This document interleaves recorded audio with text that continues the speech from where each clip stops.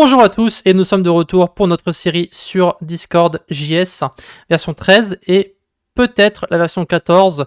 Il est tout à fait possible que cette série soit valable pour la version 14. Alors qu'est-ce que c'est Discord JS? Il s'agit simplement d'un module Node.js pour interagir avec l'API de Discord. En termes très simples, ça permet de créer vos différents bots Discord et c'est probablement pourquoi vous êtes là. Alors si vous ne savez pas pourquoi on recommence la série Discord JS, je vous invite à regarder la vidéo précédente, d'accord, je vous mettrai le lien dans la description.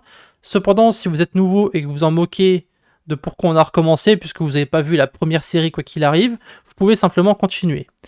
En termes de choses que nous allons voir dans cette série, on va voir un petit peu comment mettre en place notre bot, toutes les slash commandes, un petit peu comment ça fonctionne, les différentes fonctionnalités de la version 13, donc les boutons, le menu de contexte, etc., etc. Et on verra comment faire plusieurs commandes, donc tout ce qui est modération, canvas, on verra un petit peu comment tout faire. Toutes les commandes se ressemblent quoi qu'il arrive, c'est juste quelques petites modifications à faire dans le code en général lorsqu'on change d'une version à une autre. Ici, lorsque vous allez sur la documentation, le deuxième onglet, vous avez l'installation. Donc il y a marqué Node.js 16.6 ou nouveau. Nous, ce qu'on va faire, c'est qu'on va sélectionner la version 16.6. En ce qui concerne Node, ça va aussi changer assez souvent.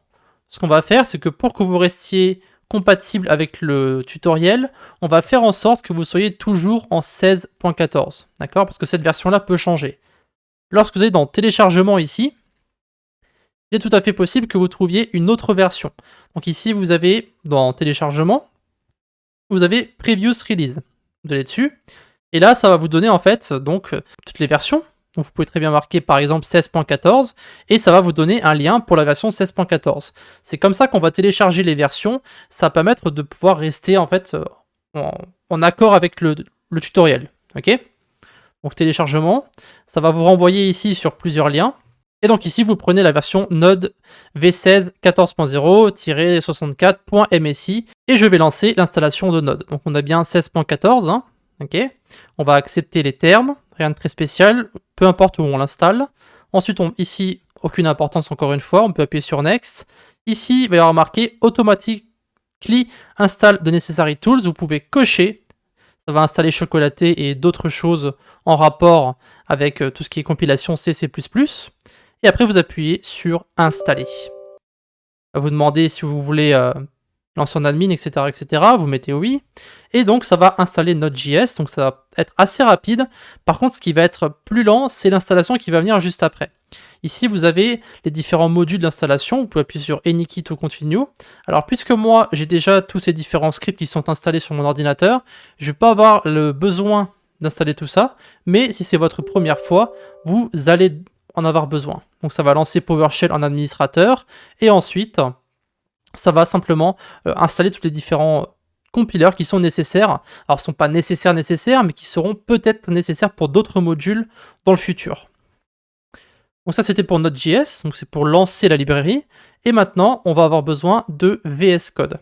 Alors VS Code c'est simplement Visual Studio Code, c'est notre éditeur de texte ou éditeur de code comme vous voulez. On va télécharger ici la version pour Windows. Alors si vous êtes sur Linux ou macOS, voilà, vous vous débrouillez, hein. Il y aura aussi une installation pour macOS et Linux. Vous appuyez téléchargement pour Windows. Et une fois que c'est téléchargé, vous allez directement lancer l'installation ici.